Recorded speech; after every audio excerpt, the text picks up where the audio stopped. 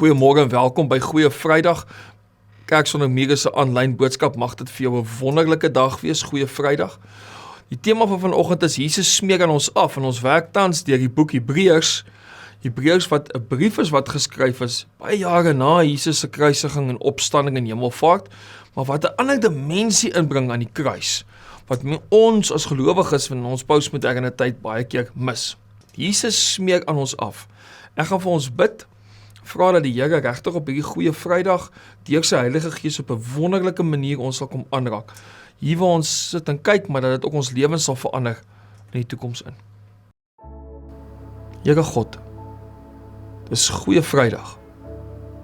Ons dink na aan die kruis en ons kan nie anders as om al reeds ons gedagtes te kry by die opstanding nie. As typiese postmoderne mense kan ons nie onsself wegskeer van die idee dat as daar 'n dood is, moet daar ook iets anders wees nie. Maar ons weet 2000 jaar terug toe u seun gesterf het, in daardie oomblikke, was dit dood vir hulle wat daar gestaan het. En het hulle u heerlikheid te sien op 'n ander manier. Here, lei ons na 'n plek toe waar ons weer saam met hulle staan by die kruis, dit beleef en dat dit ons lewens rig. Amen. Ons verstaan soms die kruis so 'n bietjie as eendimensioneel. Ons uitdaging met dit is die volgende. Ons dink na aan die sterfte van Jesus, Goeie Vrydag, maar vir diegene wat daar was dit nie 'n Goeie Vrydag nie. Sien, vir ons is dit 'n Goeie Vrydag, want ons weet hoe die storie eindig. Soos met so baie verhale in die evangelies, weet ons wat die naderdraai van alles is. Ons weet as Jesus op pad is na 'n dogtertjie wat siek is, hy gaan haar genees. Die disippels daar weet dit nie. Ons weet wanneer Jesus op pad is na sy vriend Lazarus, wat oorlede is, weet ons, die uiteinde is Jesus gaan hom opwek uit die dood. Die waarheid te sê, die 1983 vertaling en die 2020 vertalings in Afrikaans en in vertalings reg oor die wêreld, jy lees dalk vandag die Engels, word dit vir ons so mooi beklemtoon met opskrifte bo in die tekste. Jesus saves a man. En dan weet ons wat's op pad. Ons weet hoe die einde is. En dat op die ouene gebeur is, nog terwyl die brutaliteit van die kruis besig is om te gebeur, is ons koppe al reeds daar by die opstanding. En daar's niks verkeerd met dit nie. Maar dis partykeer so bietjie soos 'n ou film wat jy al 'n paar keer in jou lewe gekyk het. Dis so bietjie soos Gladiator. Toe ek die eerste keer Gladiator gekyk het, het dit my aan die bors gerak. Hoe hierdie man kan doodgaan vir wat waaraan hy glo. Want ek het nie geweet tot op die einde van die film, gaan Maximus leef of gaan hy sterf nie. Selfs met Braveheart, jy weet nie, gaan hy leef of gaan hy sterf nie. Ander films wat ek al gekyk het dieselfde aan my gedoen. Gangs of New York met Leonardo DiCaprio en Daniel Day-Lewis. Jy weet nie hoe eindig dit nie. Jy het 'n idee waarheen dit op pad is, maar jy's nie seker nie. En as jy eers die einde een keer gesien het en jy weet hoe dit eindig, dan weet jy, as jy weer die film gaan kyk, hoe dit eindig. En alhoewel die film dan vir jou 'n klomp nuances uithaal, wat belangrik is om van kennis te neem, die manier wat Maximus praat met mense in Gladiator, die manier wat hy 'n leier is, jy kan dit analiseer, jy kan iets doen, maar jy weet wat is die einde van die film. Ons sit met dieselfde uitdaging met die evangelies, ons sit met dieselfde uitdaging met Goeie Vrydag. Vir ons is dit goed, want ons weet wat's op pad. Maar vir daai ouens wat voor die kruis gestaan het, daai vriende, daai manne, daai vroue, was dit nie noodwendig 'n Goeie Vrydag nie. Tot iets gebeur het. En dis waar die Hebreërskrywer ons help. Want ons uitdaging is dat as ons dink aan die kruis soos 'n film wat ek al 'n paar keer gesien het of wat ek al 'n paar keer beleef het, dan raak ons so 'n bietjie half nostalgies. Ons doen dit om weer iets te voel, maar jy gaan dit nooit weer heeltemal dieselfde voel nie. Amper soos hy rugby span. Saam klub rugby gespeel het as jong man en nou op 50 wil hulle weer die nostalgie beleef. Dan wil hulle weer op die veld draf en as hulle so 10 keer op die veld is, dan kom hulle agter die jippe en alles is seker, hulle gaan dit nie maak nie. Ek beleef dit baie keer as ek en my vriende dink aan toe ons jonger was. Ons het deur Afrika gebackpack en 'n klomp wonderlike dinge beleef. Ek gaan nie nou weer deur Afrika backpack vir 'n maand lank nie. So dan gaan ek terug na daai video's, na daai foto's, dan voel ek sterk, maar ek sal nooit weer daar wees nie. Ek sal nooit weer daar wees nie, want ek weet hoe die verhaal geëindig het. Hebreërs sê vir ons aan die begin van sy brief, ek wil vir julle 'n nuwe perspektief gee op wie Jesus Christus is. Die heerlikheid word verklaar aan die kruis. In hierdie reeks waarmee ons besig is oor Hebreërs, is ons besig om die sluier weg te trek van net die kruis af en 'n nuwe sluier weg te trek wat vir ons die heerlikheid wys aan die kant die kruis. Jesus op die troon. Sy werk is nie voltooi in die kruis nie, sy werk is nie eers voltooi toe hy opgestaan het nie, of toe hy opgevaar het hemel nie, sy werk gaan voort. En ek hoop in hierdie reeks dat jy dit hoor, want as jy daai realiteit kan beleef, dat Jesus nie net aan die kruis gesterwe het, en dis 'n eenmalige gebeurtenis, en nou wag ons maar vir Jesus om eendag terug te keer nie, dan kan jy begin om Jesus lewe te ontdek op 'n nuwe manier. So ons gaan verby die brutaliteit van die kruis kyk, om die heerlikheid van Jesus raak te sien. Ons ken die verhaal van sy kruisiging. Ons weet hoe hy moes ly. Ons weet hoe dit eindig. Maar Hebreërs trek die gordyn weg om iets anders te wys. Hoor wat sê hy. Die skrywer begin sy hele boek met 'n groot verklaring oor Jesus. Hy sê die volgende Hebreërs 1 vers 3. Hy, dit is nou Jesus, is die uitstraling van God se heerlikheid en die ewebeeld van sy wese. En van daar af lei die Hebreërs skrywer hierdie brief in, waarin hy praat daaroor dat ons sien die heerlikheid van Jesus Christus aan die kruis, wanneer hy sterf. Dis God se heerlikheid. Nou wil ek 'n paar dinge daaroor sê. Die mens wil nog altyd God sien. Sy heerlikheid. Moses sê in Eksodus 33 vers 18 vir God die volgende: toon asseblief u heerlikheid aan my. Maar God antwoord hom dan in vers 19: ek sal my goedheid reg voor jou laat verbygaan, en ek sal die naam die Here uitroep. Ek is genadig oor wie ek genadig wil wees, en ek ontferm my oor wie ek my wil ontferm. Nou wat sê hierdie vir ons? Dit sê vir ons 'n paar dinge. Die eerste een is, Moses is op soek na God se heerlikheid. Maar God gee nie vir hom sy heerlikheid nie. Hy sê ek sal verby jou gaan en jy sal my goedheid beleef. Nou wanneer ons kyk na die kruis, die verheerliking van die Here Jesus wat vir ons sterf, God se seun self, dan beleef ons daai goedheid, want ons verstaan dat hier doen hy iets vir die mensdom. En dit verander lewens. Moses soek God se heerlikheid, maar God gee vir hom sy goedheid. Aan die kruis kom God se goedheid en sy heerlikheid voluit sigbaar. En dan sou Moses miskien, as hy vir die kruis gestaan het, en hy sien die lam van God, die seun van God wat sterf vir die mensdom, sou hy gesê het, dank God, ek sien sy heerlikheid. Maar Moses was nie daar, want hy is duisende jare voor dit al oorlede. Hy is lankal weg. Maar daar was mense rondom die kruis. En daai mense rondom die kruis maak dan 'n interessante verklaring. Van die mense wat rondom die kruis was die spotters, die fariseërs, wat bly was, hulle kon dit doen wat hulle nog altyd wou doen. Daar sterf die een wat hulle so die moeilikheid gee. Daar was ook vriende. Daar was ook medebeskuldigdes en veroordeeldes weerskante van hom. Waar albei van hulle aanvanklik spot, saam met die res spot, dalk in die hoop dat een van die fariseërs gaan sien, hierdie ouens nog eintlik aan ons kant, kom ons haal hom maar af. Daai ouens, waarvan een op die ouende iets sê, Here Jesus, dink aan my. Hy sien God se heerlikheid. Hy sien die seun van God. En dan was daar nog mense rondom die kruis. En in die verskillende evangelies lees ons wie hulle was. Ons lees Johannes was daar in een van die evangelies, Maria, Jesus se aardse moeder, en dan een van Lazarus se susters, hulle was daar. Maar daar was ook soldate. Ons lees van 'n centurion, 'n centurio, soos die Afrikaans vir ons sê in die 2020 en 1983 vertalings. Hoofman oor 100, die aangestelde kaptein, wat daar hierdie man moet bewaak, saam met die soldate. Nou, hoekom het hulle hom bewaak? Hulle het hom bewaak vir 'n paar redes. Die een is dat niemand hom kan kom afhaal terwyl hy besig is om nog te sterf nie. Hulle moet hom los dat hy sterf, en dit was die belangrikste rede. Maar hoor wat gebeur in hierdie man se lewe. Een van daardie soldate, die hoofman oor 100, kaptein in die weermag, se verhaal vertel wat gebeur wanneer God se heerlikheid sigbaar word. En in hierdie verhaal wat ons nou gaan lees, gaan dit gepaard met 'n aardbewing.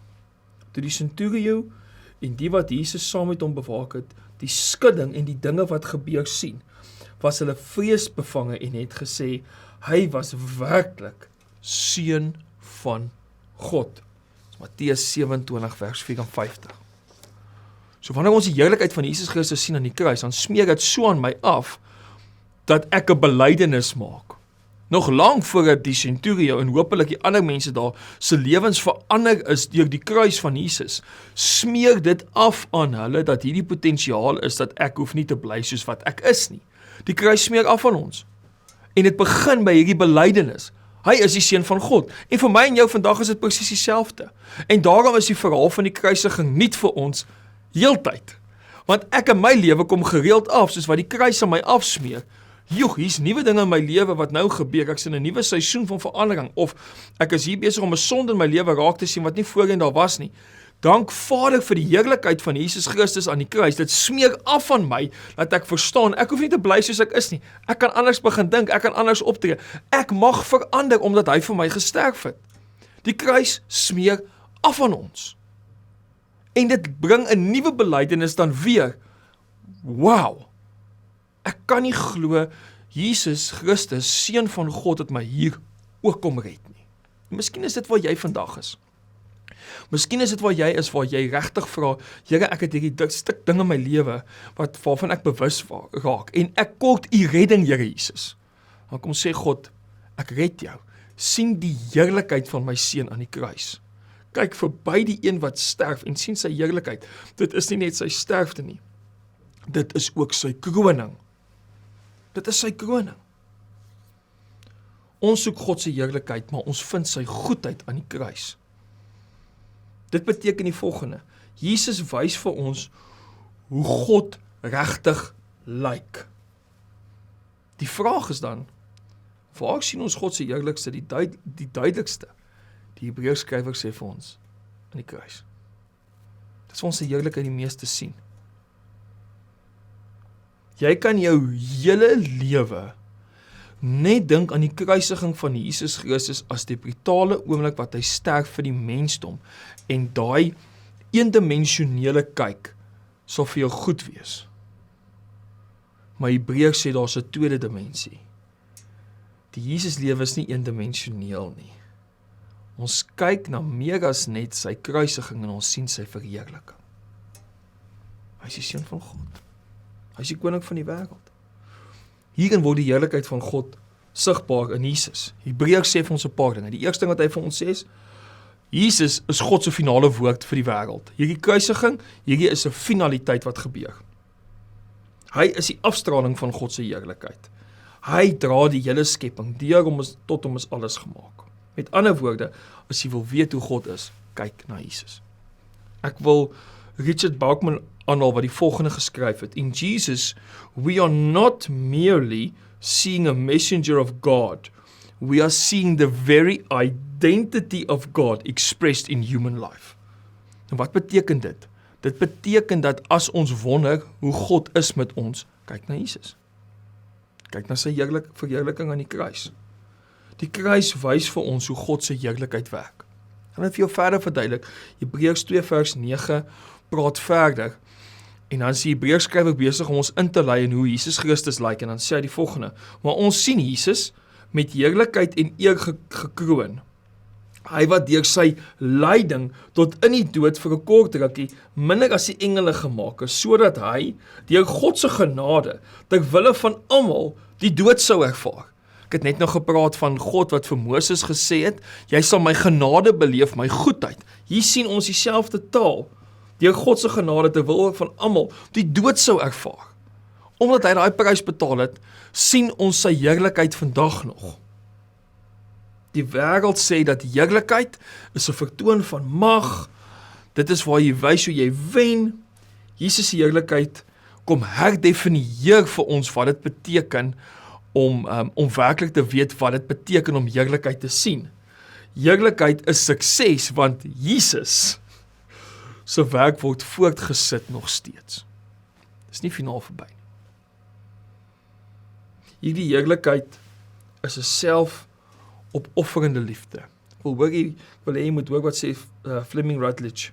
The cross is not the defeat of God's glory, but the moment when God's glory is revealed in its deepest truth. So wanneer Jesus Christus opstaan uit die dood uit, daai paar dae na hy gekruisig is, dan trek dit nie 'n lyn deur die kruis nie. Dit bevestig net die heerlikheid. God se heerlikheid lyk nie soos politieke mag nie, dit lyk nie soos militêre mag nie. Dit lyk anders. Wanneer sy heerlikheid afsmeer aan ons, dan verander ons onmiddellik. Hierdie manier van kyk na God se heerlikheid lei tot 'n onmiddellike verandering in ons lewe, sodat ons heeltemal nuut is. Maar dit lei wel ook tot 'n onmiddellike erkenning, soos die hoofman oor 100 maak, hy is die seun van God. Daarna begin die nuwe werklikheid. En wanneer hierdie nuwe werklikheid in ons lewens gebeur en aan ons afsmeer, dan verander die hele wêreld en die manier wat ons daarna kyk. My gunsteling filosoof en skrywer denker is 'n man met die naam van René Girard. Hy is gebore in die 1920s in Frankryk en hy het later professor geword by Harvard. Hy was eers 'n literêre kenner, literêre ontledings gedoen en hy was 'n Katoliek. En vanuit sy katolieke geloof het hy begin nadink oor mimese. Mimese is waar ons eintlik sê, dis 'n mimetic truth waarvan hy praat. En die mimetic truth sê dat mense hou daarvan om mekaar na te boots. As daar een bak kos is en ons sien die een gryp, dan gaan die ander een ook wil gryp. Ons sien so 'n bietjie iets van dit met Jakob en Esau in Genesis waar hulle gebore word, en as hulle gebore word, dan die Bybel sê vir ons die een het die ander een aan die haakskeen gegryp. Jakob wou eerste daar gewees het. Hy sê dis in die mens ingebou, en dit het hom gelei na 'n plek toe waar hy nie gedink het oor die kruisiging van Christus self. En dan het hy navorsing ook dit gedoen, en ek wil hê moet daai navorsing gaan toets, want dit is wêreldveranderend op hierdie stadium. Ons sien byvoorbeeld in Frankryk dat mense baie meer die teologie weer begin ernstig opneem oor wat René Girard, 'n Fransman, self gesê het. Dis die volgende: daar waar 'n Christen gemeenskap 'n ander gemeenskap raak na die kruisiging van Jesus uit die aard van die saak, verander daai gemeenskap sodat hulle nooit weer fisiese offers hoef te bring nie. Gaan toets dit. Na ruk sterf die idee van 'n fisiese offer wat jy moet bring, die feit dat die lam geslag moet word, sodat jy kan reg wees met die God in jou lewe, dit begin verdwyn. Begin letterlik verdwyn, as gevolg van Jesus se sterf aan die kruis. As dit net nog iemand is wat gesê het hy sterf, sou dit nie daardie impak gehad het nie. Maar dit word gesien as 'n offer. En dit word nie net verklaar en verduidelik deur die disippels na Jesus dat dit 'n offer was nie. Dit versprei soos 'n veldbrand wat baie groter is en vinniger versprei as wat die disippels self daai boodskap kon dra. En dit sê vir ons die volgende: die verspreiding van daardie veldbrand is as gevolg van iets wat in daai oomblik in die wêreld gebeur het. Dis die verheerliking van God wat maak dat gemeenskappe en wêrelde kan verander. Dat hulle anders kyk na die een wat vir hulle gesterf het, en dit smeer so af van hulle, dat hulle die idee van fisiese offers eenkant sit, en dat hulle anders begin leef. En dit beteken definitief nie die wêreld is perfek nie. Hier in Pretoria waar ons is, en daar in die wêreld waar jy dalk kyk, weet jy, daar's 'n klomp ongeregtigheid en 'n klomp slegte goed rondom jou. Jesus Christus se kruisiging smeer af aan daai mense as jy op 'n ander manier na daardie mense kyk. En dit is wat hierdie reeks so belangrik maak. Dit is wat die hele fokus op die Hebreërs brief en wat dit sê oor Jesus so belangrik maak. Want dit sê vir ons, Jesus se kruisdood smeer af aan ons en ek kan nie dieselfde bly nie. Jesus se werk raak ons lewe. Hebreërs 2 vers 10 sê die volgende: dit was immers gepas dat hy vir en deur wie alles bestaan, ten einde baie kinders tot heerlikheid lei, dis die wete dat hulle ook die heerlikheid van God kan sien, die leidsman wat van hulle verlossing deur lyding tot volmaaktheid sou bring. Sy gehoorsaamheid aan die kruis word ons hoop. Sy offer word ons vergifnis en dit smeer aan ons af. Sy heerlikheid word ons toekoms. So jy kan kies op hierdie goeie Vrydag.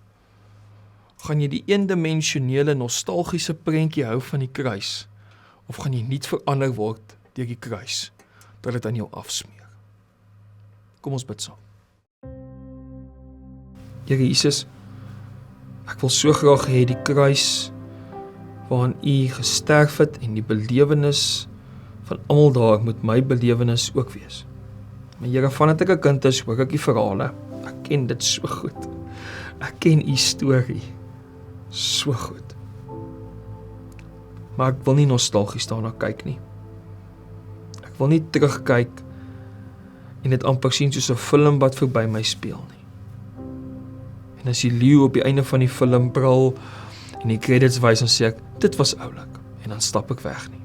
Ek wil soos Moses u heerlikheid sien. Ek wil soos die centurio bely, u is die seun van God, dat ek ook kan verander.